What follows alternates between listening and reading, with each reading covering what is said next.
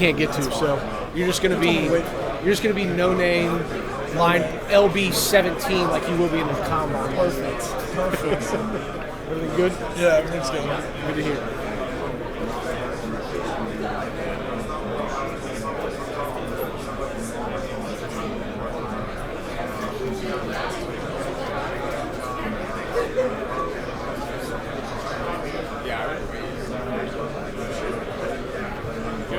That's fine. That's what he said. He said it was like a locker room or something. Yeah. It's fine.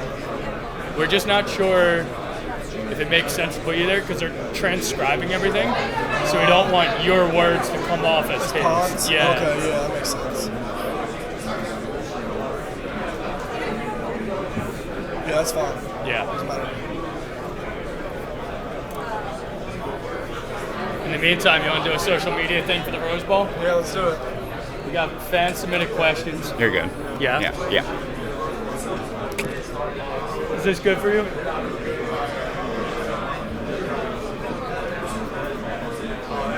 Is this name placard centered for you? We did it like there. Yeah.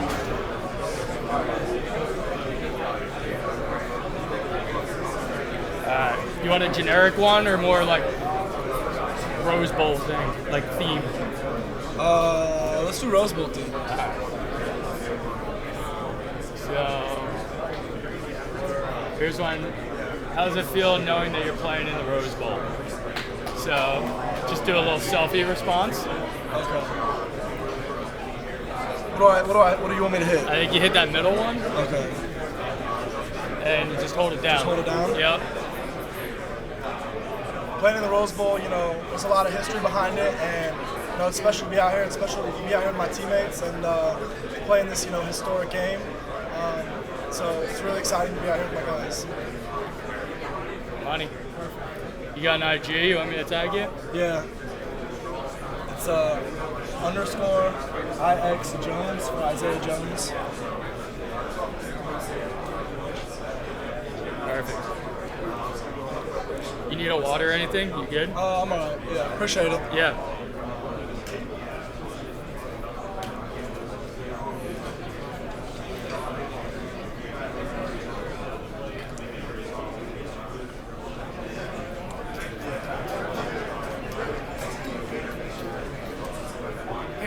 How you doing? I'm good. I'm with the Tuscaloosa News. I cover Alabama. This is obviously a first time matchup. Alabama's never faced Indiana in football, and it rarely happens in other sports. Yeah. Growing up, what was your impression of Alabama? So growing up, obviously I grew up a Big Ten fan. Growing up watching Big Ten, but you always knew Alabama, right? If you were watching the big games, you would watch Alabama on Saturdays, and they put a lot of guys into the league. So being able to watch those guys, obviously their history. You watch Coach Saban, and the dynasty he kind of built down there. So just growing up, knowing their history of their program, it's an exciting matchup for us. I know a lot of the guys are really excited to play them. Because like you said, it's the first matchup, and you don't know, when you might play them again. Yeah. And so you got to, take it all in, and I think we're all pretty excited and ready for the game. So you said, where are you from? I'm from Columbus, Ohio. Oh, are you really? Okay. Yeah. So what high school did you go to? I went to London High School. Oh, did you really? It's a little west of Columbus. Yeah. Okay, so I used to cover Ohio State for okay, years back, so I've been around that. Yeah. So you've been so always Big Ten over SEC? Yeah, my dad, he played at Ohio State in '92 to '97. Oh, did he really? So yeah, so I was always watching the Big Ten, and actually last time they played down the Sugar Bowl, I was at the game back in 2015. So what was your impression of Alabama? Like, was that the first time you saw them in person? Yeah, that was the first time I saw them in person, and saw their fans, and they got the roll tide and the little pom-pom things. It's a little obnoxious, but every fan base has got their thing. So if for Alabama fans don't know what Indiana football is like, they probably haven't watched you guys. How would you, I guess, pitch them on what they're going to see on Thursday? Yeah, I mean, this is a different Indiana team than it's been, the last 50 years. So I think, they're going to see a team that's, relentless. They get to the ball, we fly around, we play fast, we play physical, and it's just 11 guys out there doing their job for one another, and it's just one beating heart, and it's a different team, and I think they'll see it Thursday. Thank you, Isaiah. Yep, thank you. Yeah, Isaiah, had to believe in this program. You stuck around before Signetti got here. How meaningful is it to see that belief in Indiana pay off? You're not playing in the Rose Bowl. You had some different kind of games back 2 years ago, but now you're on this stage. What is that like? Yeah, it means a lot. Obviously, nowadays the easy thing is just to jump ship and to, transfer wherever, and that's not something I really believe in. So for me, it was just sticking it out. And, when Coach Sig came in, I was pretty confident that we would be here eventually. And I know it shocked a lot of people that it might be this quick. It never really shocked me. I was always a firm believer in, what he told us and to follow, his path and his plan. And to be here in the Rose Bowl, it's exciting, but I don't think it was ever out of the question for Indiana football. There are a lot of guys that stuck around with you. How would you describe that group? Yeah, so that group, it's dwindled since we first got here, but those are some of my closest friends, and some of them are here, and that's just the bond that I'll have for a lifetime. Actually, one of my friends, one of those guys is getting married next year, so I'll be in his wedding, and those are guys that I'll talk to in 40, 50 years, so it's special. How have you guys been able to bond with the new transfers coming in? Once that coaching change happened, how quickly did that new group bond together? Yeah, so that's something that our staff, our coaches, and Coach Signetti do really well. Is the guys they bring in, we all mold together. We're all the same person. It's very easy to get along with everyone he brings in. I think that's some, part of the reason he brings them in.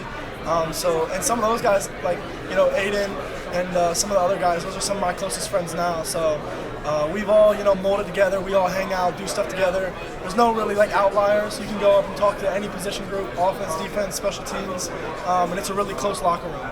Whether the players change or not, the fan base and this school has always been the same. What does that mean to you to represent Indiana, represent this fan base on a stage like the Rose Bowl? Yeah, it's been a long time coming for these fans, and they deserve it. What they've gone through in the past, and you're really seeing them, come out and start to show, where they've been for maybe the last 50 years. But they deserve it. I'm so proud to be a part of the Indiana football team and to represent Indiana, the state. And just to be a Hoosier means a lot to me, and that's part of the reason why I stayed. Just to be able to wear the cream and crimson, it's special to me. Thank you.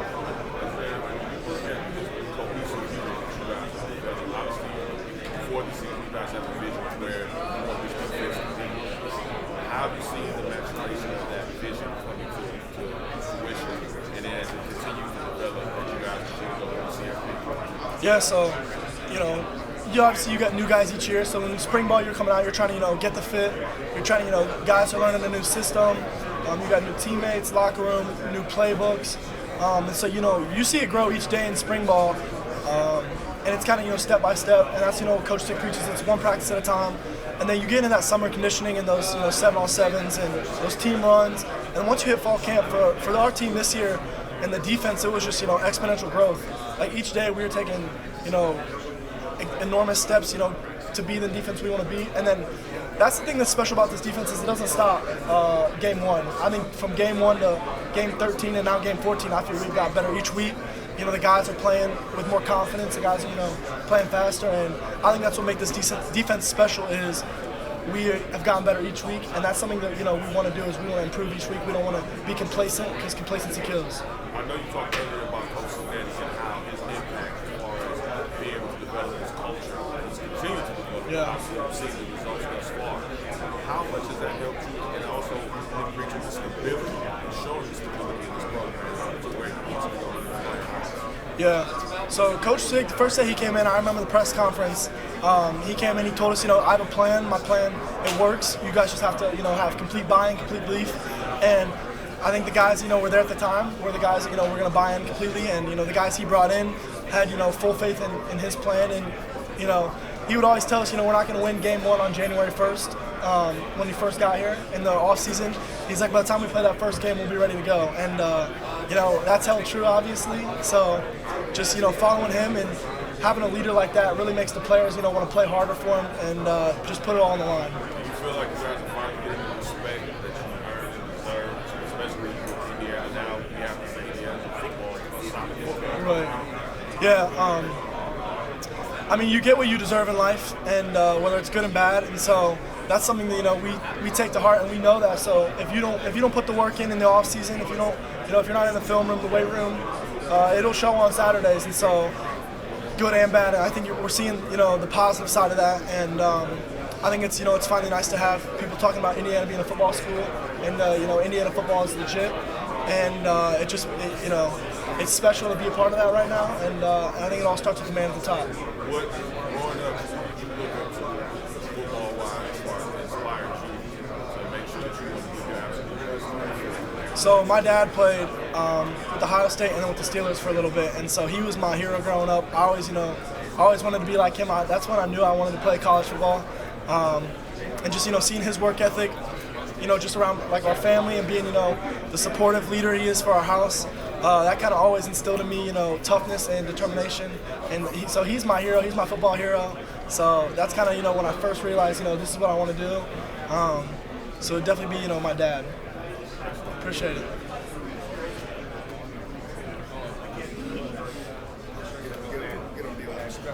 Yeah. Favorite Alabama player of all time? Favorite Alabama player of all time? Devontae Smith. Solid. Slim Reaper, yes sir. Yeah, how do you feel about D'Angelo Pons? Man, D'Angelo Pons, he's a really good player. Sometimes, we have to rotate coverages. We'll trap corner him so he doesn't have to, take man guys one-on-one. But he can hold up. He can hold up in the boundary. He does a good job kind of eliminating one side of the field for us. Really good man player. I won't go into detail about his favorite coverage. He has a really favorite coverage that we run, and he always wants to let me know when we call it. But yeah, good player, great guy, great locker room guy. I don't think that was an accurate answer. Can you re-answer that? About D'Angelo Pons? Yeah. That wasn't an accurate answer. So, like I said, he doesn't really talk a lot. But, just great guy to be around. It's fun playing into the boundary with him. He can take away one of the receivers, so, I like playing with him. I appreciate that. No problem. Appreciate it. He's a troll.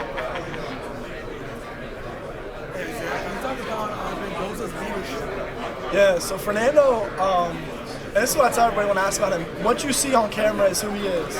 Whether it's in the locker room, if we're out to eat with some of my teammates, he's one of the more genuine people on the team. And so I get asked a lot, is that like really how he is? Is that how he is? And I tell him every time, yeah. And his just leadership, it's just grown since spring ball to fall camp to the Iowa game to Oregon. He's never wavered. His leadership's only, increased in those crucial moments. And I think that's what makes him such a special player is, when the stakes are the highest, he steps up and he gets the team going. And he's a guy that, people want to get behind and want to play for. Even on defense, I don't want to go out there and be like, let's go get the ball back for Fernando. Fernando's going to drive down the field and win this game. And so just his leadership and his poise under intense situations makes him special leader. How does that change on and off the field? Yeah, so his leadership on and off the field is about the same. He's always going to be one of the guys that's looking out, making sure guys are doing the right thing, making sure it's reflecting well on the Indiana football program because. You're only as strongest as your weakest link, and that goes off the field as well. If one guy does something, it looks bad for the whole team. So that's something, he also helps us with is, just trying to keep guys, on the straight and narrow. And we don't really have to do that a lot. A lot of the guys we bring in are high-quality guys, and but his just leadership overall it's been outstanding. Signetti has changed the program in the last 2 years. Can you talk about how his style looks on a day-to-day basis and what's out there changed? Yeah, so for Coach Signetti, when he speaks, it means something. He doesn't, run around the field and win warm-ups. Or when he speaks, it means something, and all the guys know that. So he chooses his words very carefully, and when he talks to the players, he chooses that also, with a lot, very carefully. He doesn't want to say anything to us that's just fluff. He gives it to us straight. He won't sugarcoat anything. And I think that's why the players love him is, he'll give it to you straight and whatever he says he means and it's the truth. He's not going to go around and, hype you up or, tell you something you want to hear. He'll tell you what you need to hear. And I think that's what makes him so special as a coach. Can you talk about that tough love? Yeah, so just, the tough love aspect, it's like all the coaches, Coach Signetti, Coach Haynes, they want to see you be the best version of yourself. But you can't do that, if you're sugarcoating it or you're not going to coach you hard. Whether you're the fifth string linebacker or the starting linebacker, you get coached the same. And, that's what I really enjoy about being in the linebacker room with Coach Haynes. And then same with Coach Signetti. The tough love aspect of the game. I think that's when you really, build the best players. Everyone, wants maybe to hear the good things, but you shouldn't. You should hear, what you need to get better at, and that comes from them. And I think that's what you've seen, turn so many players that might not have been the highest recruits out of high school, into the dominant players they are now.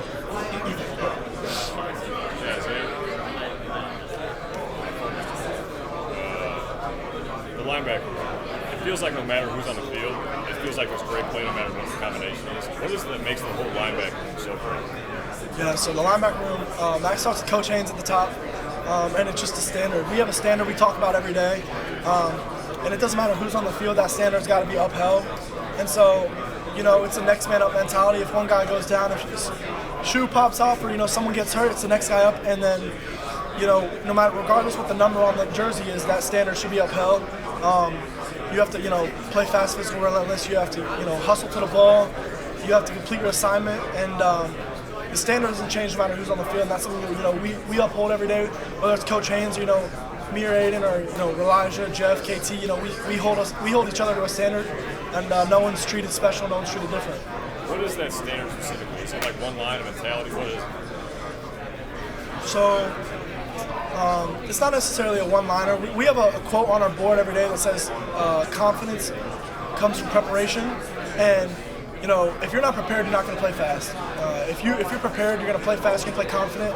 And when you're confident and you know your assignment, you can play, you can change your game. You can go from a guy, maybe you run a 4.5, but if you're confident, you're playing at an ungodly speed, And so something, we always do is, linebackers have to run the defense. If you can't go out there and run the defense and know what everyone's doing, and you can't go out there. And so that's really important for us is, we might know what we do and what the Mike or Will has, but you have to also know what the D tackles are doing in front of you, if you have a roll down corner, what the safety rotation is. And the linebackers have to know that, because if you're out there maybe and one of those guys don't know, you have to be able to turn around and tell them really quick for the ball snap. And so that's, the kind of the standard is, knowing your job but also knowing the defense. And then I was talking to Elijah earlier. He was talking about one thing off the field is y'all do a lot of things together. Yeah. Is it like a competitive nature in the things that y'all doing off the field? So we do a little bit of both. We like to hang out and kind of relax. But in the off season, you got to get that competitive edge back. And so I'll tell you right now, we love playing Monopoly, and Monopoly gets intense. There's definitely been some fights and some brawls about it, and some people have gone home upset. Some boards have been flipped, but Monopoly was a game, we started playing in the spring and all through summer. And so we'd all gather, it'd be at my house, or we'd go to Fish's house, and we would all sit down, and it would get intense. It was competitive, no one likes to lose, so we play that. And then Fish and I play MLB all the time online. And a few controllers have been broken. There's some funny clips out there, but we like to hang out together and just be around each other. Who wins the most at Monopoly? Who wins the most at Monopoly? Man, we've all won. You got to make sure certain people like him aren't cheating. You can't let Aiden sit by the bank, or else somehow he comes up with all this extra money. So I think it's pretty fair. I know everyone has their day. Bray Lynch plays a lot with us, and he's won a few. There was one day he won like 3 games in a row. So it just depends. All right, thanks. Yeah, no problem.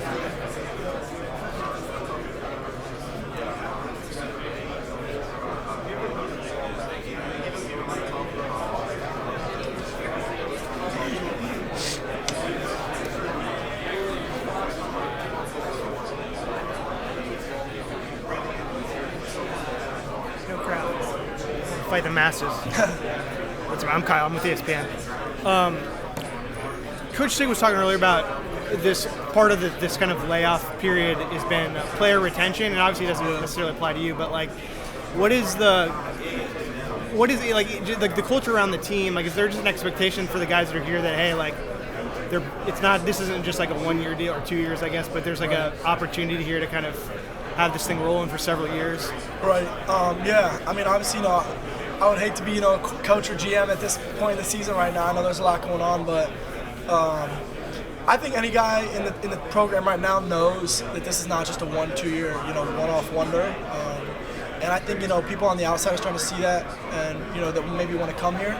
But I don't think anyone here thinks like, maybe I should jump ship because this is going to happen again. I think everyone firmly believes that this is the new Indiana, because it is. And that starts at the top of Coach Signetti and down through the position coaches. And our strength staff every day. We see these guys a lot, and you can kind of see through a facade, and there's no facade with these guys. You can tell that this is real. and every player around here knows that that's on the team. So I think a lot of guys, are excited, come back and keep this thing rolling. Yeah. One thing that kind of stood out from afar with the staff is just talent evaluation. Yeah. Right. At multiple stops, right? Not just here. Is that something that you were able to kind of pick up on with the guys they brought in? Because you were here before. Yeah. They got there. That they were that. If you could just kind of speak to that dynamic. Yeah. So I think if you look at our roster, I don't even know, and I don't like talking about stars because I didn't really believe in that in high school as well, but. You look. I don't think we have a lot of ranked guys, and you look. We have multiple All-Americans, all Big Ten selections, and that all comes from development. That's Coach Signetti. That's him picking out the players. That's his assistant coaches, coaching them. Because you have to, be able to acquire the talent, but also you have to coach them to be able to play in the system. And I think we have some of the best coaches in the country. And so, I love playing for our coaches, and that's part of the reason, I'm excited to be here. And, having them build your football IQ and your football knowledge, and we call it, your bank. Once you fill it up, you don't want to lose stuff if you learn something new. And so, having those types of coaches around, is special. And some of these coaches are once in a lifetime coaches. Like Coach Haynes, to me, I feel like has exponentially grown my game. Coming from a guy didn't play 2 years ago. So where I am now, and so I'm forever thankful for that. But on the talent acquisition part, they're really good at picking the good ones. Mm-hmm. Do you hear from guys at other schools who are obviously there's so much movement now?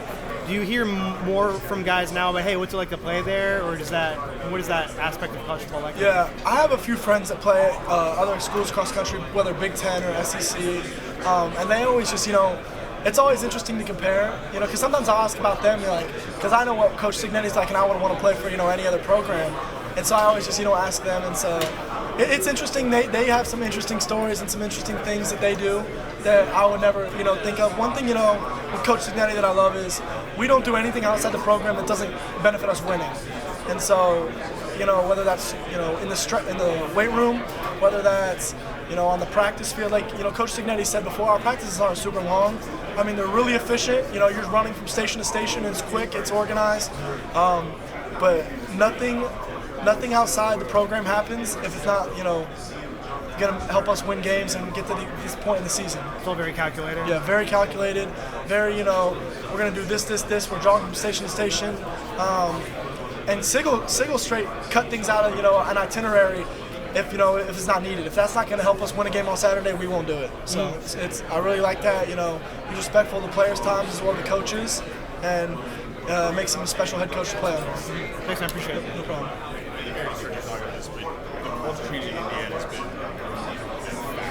What has that been like for you to see from the beginning to now? Yeah, so being there the first 2 years to now, it all starts at the top, and that's a Coach Signetti thing, and from there it just filters down to the coaches, to the coordinators, and then into the leaders in the room, and so. Culture, it starts at the top, but if you don't have, those branches that are trickling down all the way to the bottom, it won't make it. And I think, that's something that we have here, with our assistant coaches, with the leaders in the room, whether, it's me or Fish or Fernando Mendoza, Elijah Surratt, Pat Coogan, Carter Smith, guys in other rooms, I think, our vision is the same as Coach Signetti's. It's the same as, our D coordinator and our O coordinator. And, I think that's what makes the team special. That's what builds culture, is having, that relationship from the players to all the way to the head coach. And being on the same page. And I think we have that here. And that's, what built such a strong culture in the last 2 years. And, seeing that change for me, really, opened my eyes, because having 2 years here as my, first college experience, is different. So. What was different? I know the team wasn't as good. Right. And I'm not knocking, that's the first 2 years. There's great players, great coaches. I have a lot of love for all those guys. But the biggest thing, for me here is now, we don't do anything, like I said, we don't do anything that's not going to benefit us winning. There's no fake hurrah. There's none of this. We might not go do all the fun team events, because none of that benefits us on Saturday. Instead of going, doing something fun as a team, we'll get the linebackers together and go watch an hour and a half of film. In the offseason, go break down another team. We might go watch NFL linebackers play, just watch their technique. And it's always, trying to, build that repetition, build, that confidence to be able to be a better player on Saturday. Because that's what we're here for. We're here to win games on Saturday. We're not here, for the fun, media photo shoots and all that. Even though all this is great, we want to be here if we want winning games on Saturday. So that's where it starts. Is there a moment early on with Cignetti where you're like, oh, this is different? This is amazing. Yeah. So his first press conference when he came in, I wouldn't not cocky, but confident, and I like that. Why would you not want to play for a coach that's confident in his players and believes in his players? And it's not a facade either when he's in front of the media. He believes in us, and that makes us want to play so much harder for him. Leave that on the field is you have a guy that will go out there on a national stage and stick his neck out and put it out there for his players, and he believes in us. And he wants us to, play to the best of our abilities and go out there and have fun. That's what he tells us all the time. He's like, you go out there and have fun, do your job, you play hard, fast, physical. He's like, the rest will take care of itself. And, I think you've seen that the last 2 years. And then you kind of just saw it like last spring when they all came in. Like I said, it starts at the top, but with the strength coaches, the op guys up in the staff rooms, everything's about winning. And if it's not going to benefit us on Saturday, we won't do it. And that's everybody. That's strength coaches, trainers, athletic trainers, everybody. What do you think this run has done for the program long term, especially if you guys can pull off the next year? Yeah. So, long term, obviously, last year I know there was still a lot of doubt. Maybe it's a one-hit wonder. They talked about a lot of different stuff in the media. And, we try not to listen to that. We don't believe that. We're a tight-knit group, and we kind of just, believe in ourselves, and that's all that matters. We don't need everybody else believing in us. But after this year, I think, it's really kind of cemented Indiana, and I think, future recruits and guys, that maybe be thinking about transferring won't, because this isn't just like, a 2-year thing and it's done after that. Coach Cignetti will be here, all these coaches will be here, and, this is something Indiana football's here, and it's something to last. Just kind of quick question. Besides winning the game, what's your New Year's resolution? New Year's resolution? Besides winning this game, keep playing football, right? There's a few more games, we want to play. We got to take care of this one, obviously. And that's something, Coach Cignetti plays is, this is a historic game, but it's not a bowl game. We're in the playoffs, so it's a 1 week life right now, and there's 100-something teams out there with players on them that would love to be in our shoes, and we're trying to fight, to be able to play next week, and so each day, we're fighting to stay alive, and we're fighting to be able to have the opportunity to come back next week and keep practicing and be in the facility. Thank you. Yep. Isaiah Jones, the people are dying to know. What's your favorite food? Anything Italian. I love pasta. Anything Italian. Thank you.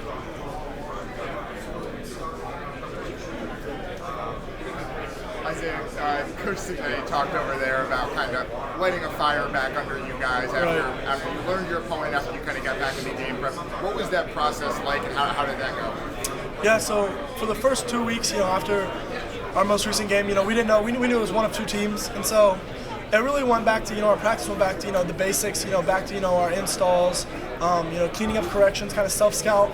But once we found out, our opponent, I remember Coach Sig sent out a message to the whole team.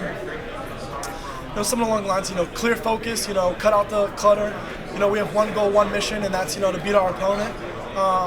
And he's kind of lit that fire for the last week and a half, 2 weeks, and so that's something he's really good at doing that, and I think the team responded really well. We've had great week and a half, 2 weeks of practice, and I think the guys are ready to play. We're all obviously we got a few things to clean up in these next coming days of practice, but by Thursday when we hit the grass in Pasadena, we'll be ready to play. So are there different ways that he lights that fire? What is his technique? Yeah, so Coach Sig, like I said, he's not a big rah-rah guy. Like, he doesn't, when he speaks, he means something, and he's very calm and poised. When he needs to be, sometimes, he'll get us going. But for him, it's just the everyday preparation, and it's, leading by example. So he's in there. I don't know if there's a time I've gone to the stadium where his car hasn't been there. Same with our assistant coaches, our coordinators, all the guys, that work in the staff. They work really hard, and that's part of the reason we have so much success is, they put in all the hours to put us in the best positions to win. But, they lead from the front. They lead by example, and, they want the best for each player. So with Coach Sig, lighting that fire, it gets a lot of guys, excited. It gets us excited to play, and that's one of Coach Cignetti's biggest things is, yeah, it's a big game. You should be excited to play. You should play free. You should play happy. You should play have fun, and you do your assignment. You play really hard, and with great execution, the rest will take care of itself. From the outside, it seems like he's pretty good with the needle if he needs to be. Yeah. So Coach Cignetti he'll stick you with the needle sometimes if you need to be poked a little bit, and he doesn't do it all the time, but he knows when to do it, and I think the team always has a great response. I think after that, we've had some of our best practices or games, and he knows when to do that, and that's something I think that takes time, and obviously he's got a lot of expertise. He's been coaching a long time, and so he's really well versed with that, and he knows when it needs to happen. So. Okay, I appreciate it. Yep, no problem. Isaiah, I was talking to Elijah. You spoke about Cignetti's message of battling complacency, not taking the foot off the gas. How do you view that? Going game by game by game, having success, but knowing you got to get through the momentum. Right. So, winning is awesome, and the scoreboards, in some of our games look really nice, but. When you go watch that film, there's always things to correct. And I think, one thing about our team that's special is we chase perfection. You might have beat a team by 50 points, but if you have 2 MAs, and that's not good enough. And so you go watch that film on Monday morning, Sunday morning, and it kind of burns you up when you see maybe you missed a play. Maybe you had an MA and you missed an assignment. So that's something that, we all take very, personal. We're chasing perfection, and for us, that's the linebacker room, that's everybody, and so we're trying to, improve every week, and I think that's what made us special is, our improvement didn't stop in fall camp. It's gone every week by week. We've improved, and I think that's what's got us here, and that's what we plan to keep on doing. Last question. I just want to get a phone shout out. Okay. I don't know how much you follow the NFL and NFL history. It sounds like there's a lot of similarity between the way Bill Parcells used to do that. Are you familiar with that? I mean, is there anything? I'm not as familiar, but the way that Coach Sig runs it, it's very professional-like. There's not a lot of babysitting. He doesn't bring guys in that he has to babysit. If you got to be babysat, you won't be here next year. So there's not a lot of that, and that's something that we all respect too. They're not always looking over your shoulder, but you have to be a pro about your business, and you got to handle school. You have to handle your outside life, and then when you go into the football stadium, when you're in there, it's business, and when you walk in those doors, it's about winning. Thank you. You just say Hoosier Nation, come, Yeah. Hoosier Nation, Isaiah Jones, linebacker with Indiana football. Show out this Thursday, Pasadena. We play in the Rose Bowl. Go Hoosiers. Thank you. Good luck. Appreciate it. Thank you guys.